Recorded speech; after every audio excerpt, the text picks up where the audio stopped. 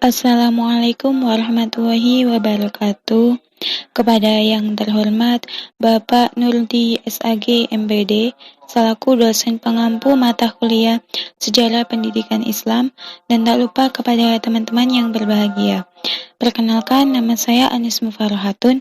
Pada kesempatan kali ini, saya akan menjelaskan mengenai periodisasi sejarah pendidikan Islam. Nah, untuk lebih jelasnya lagi, silakan simak video ini dengan baik dan jangan lupa untuk like, komen, subscribe, dan jangan lupa untuk nyalain loncengnya ya, supaya kalian tidak ketinggalan video-video terbaru dari channel saya. Selamat menyaksikan. Sebelum kita membahas lebih lanjut mengenai periodisasi peradaban Islam, alangkah lebih baiknya jika kita mengetahui terlebih dahulu sejarah dari pendidikan Islam sendiri. Nah, sejarah pendidikan Islam pada hakikatnya tidak terlepas dari sejarah Islam. Oleh sebab itu, sejarah pendidikan Islam dapat dikatakan berada dalam periode-periode sejarah Islam itu sendiri. Definisi sejarah pendidikan Islam adalah kata pendidikan itu sendiri. Kata pendidikan dalam arti luas adalah bimbingan yang dilakukan oleh seorang terhadap dirinya sendiri, seseorang terhadap orang lain, atau lingkungan terhadap seseorang. Pendidikan dalam arti sempit bisa diartikan sebagai bimbingan yang dilakukan oleh seseorang yang kemudian disebut pendidik terhadap orang lain yang kemudian disebut sebagai peserta didik. Jadi, bisa disimpulkan bahwasanya sejarah pendidikan Islam adalah proses pewarisan dan pengembangan budaya umat manusia di bawah sinar bimbingan ajaran Islam, yaitu yang bersumber dari ajaran Islam itu sendiri. Nah, kali ini saya akan menjelaskan mengenai periodisasi sejarah pendidikan Islam, mulai pada zaman klasik hingga zaman modern saat ini. Yang pertama, saya akan menjelaskan mengenai periodisasi sejarah pendidikan Islam pada masa klasik, yakni pada tahun 650 sampai 1250 Masehi. Pendidikan Islam pada masa klasik ini dibagi menjadi 3 bagian. 1. Pendidikan Islam di masa Nabi Muhammad SAW.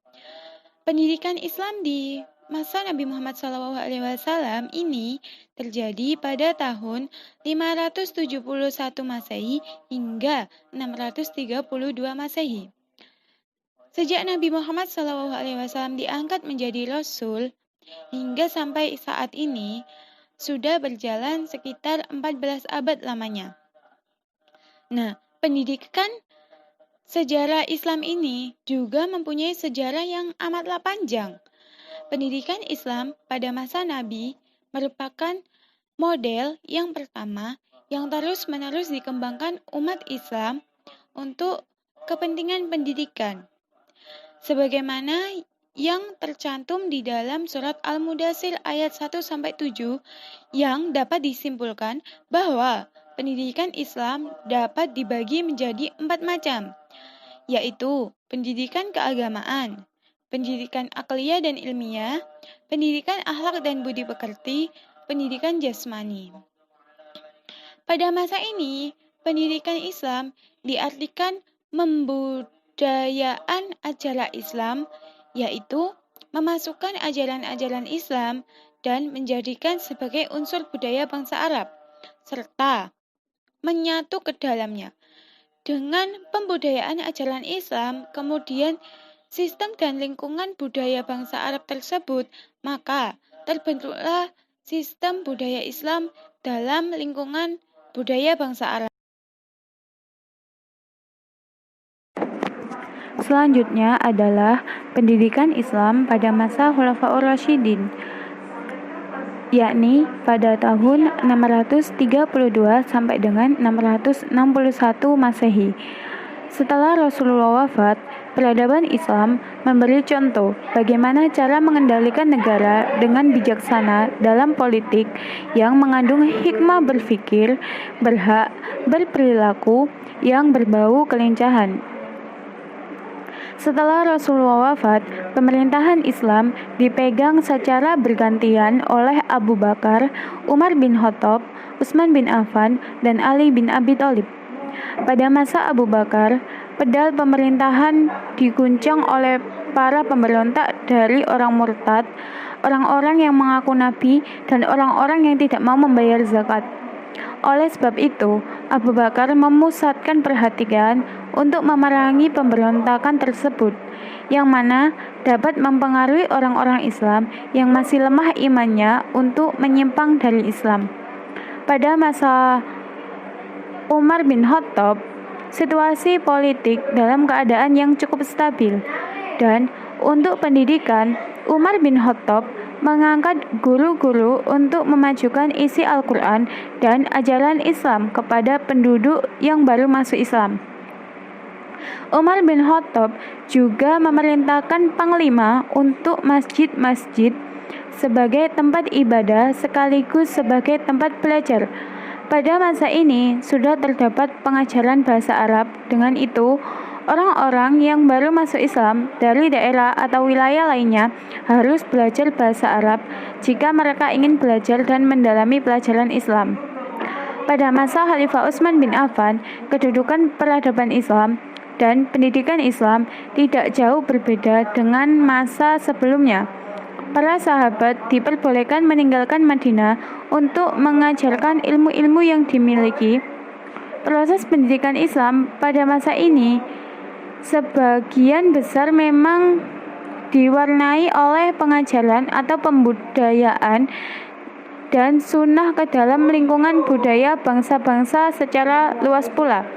Begitu pula dalam pendidikan Islam, tidak jauh berbeda di masa Nabi Muhammad SAW yang menekankan pada pengajaran baca tulis dan ajaran-ajaran Islam oleh perhatian umat Islam terhadap perluasan wilayah Islam dan terjadi gejolak politik, khususnya pada masa Khalifah Ali bin Abi Thalib.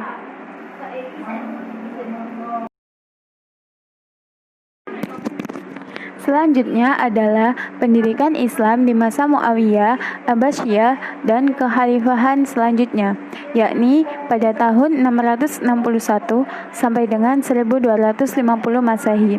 Pada masa Muawiyah ini, Abdul Malik merubah administrasi dan bahasa Yunani ke dalam bahasa Arab.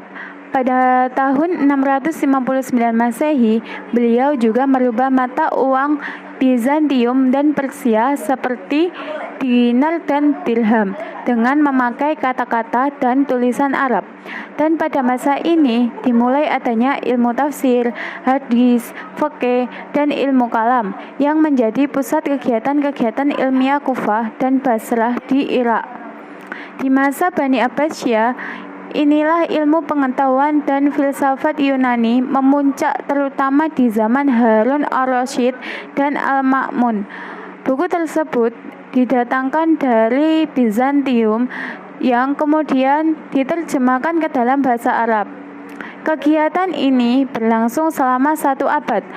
Adapun Bait al-Hikmah merupakan tempat pusat penerjemah dan juga akademi yang mempunyai perpustakaan yang didirikan Al-Ma'mun. Al-Ma'mun adalah khalifah yang banyak jasanya dalam penerjemahan. Ilmuwan muslim ini membaca karya Yunani sebagai motivasi untuk menggunakan logika dalam membahas ajaran Islam dan mengembangkan serta menemukan berbagai macam ilmu pengetahuan yang baru melalui orang-orang kreatif seperti Al-Kindi, Al-Razi, Al-Farabi, Ibnu Sina, Al-Ghazali, Ibnu Khaldun, Ibnu Tufaid, dan lain-lain. Pengetahuan Islam telah melakukan investigasi dalam ilmu kedokteran, teknologi, matematika, geografi, dan juga sejarah.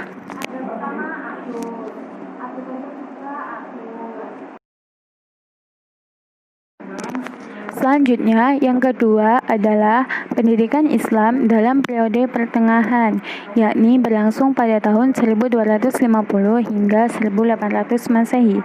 Pendidikan Islam dalam periode pertengahan dibagi menjadi dua, yaitu satu, zaman kemunduran. Zaman ini berlangsung sekitar 250 tahun.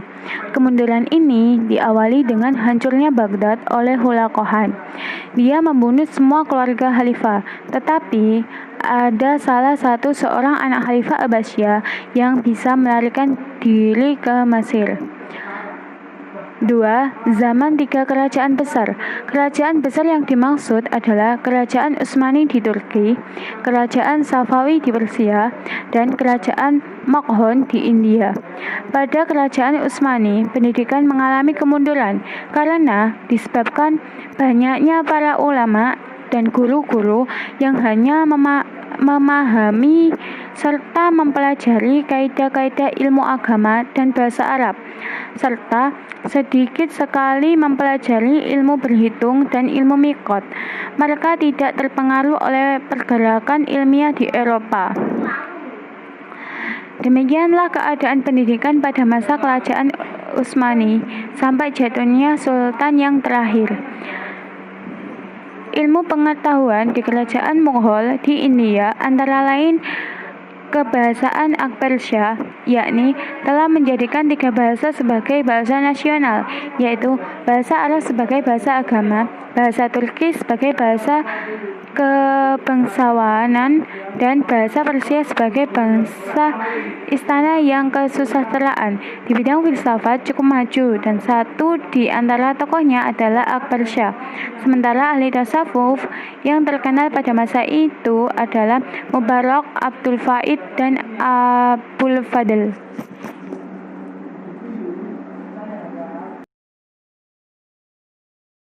Selanjutnya, yang terakhir adalah periode pendidikan Islam pada masa modern, yakni berlangsung pada tahun 1800 Masehi hingga saat ini.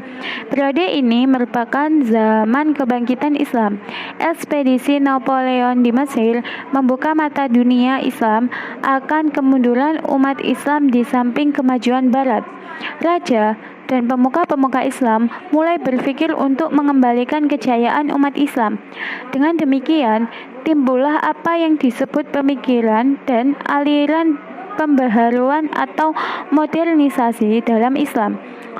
Pemuka-pemuka Islam mengeluarkan pemikiran-pemikiran untuk membuat Islam kembali maju, seperti yang dilakukan oleh Muhammad Ali Basyah setelah menguasai Mesir tahun 1800 Masehi. Beliau membangun Al-Azhar dan menghidupkan semangat para ulama dan belajar yang sebelumnya hampir menghilang. Beliau mengirim para ulama ke Eropa untuk belajar ilmu kedokteran, ilmu teknik, dan ilmu kalam.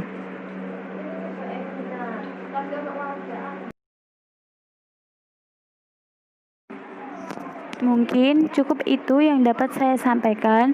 Kurang lebihnya saya mohon maaf yang sebesar-besarnya. Wassalamualaikum warahmatullahi wabarakatuh.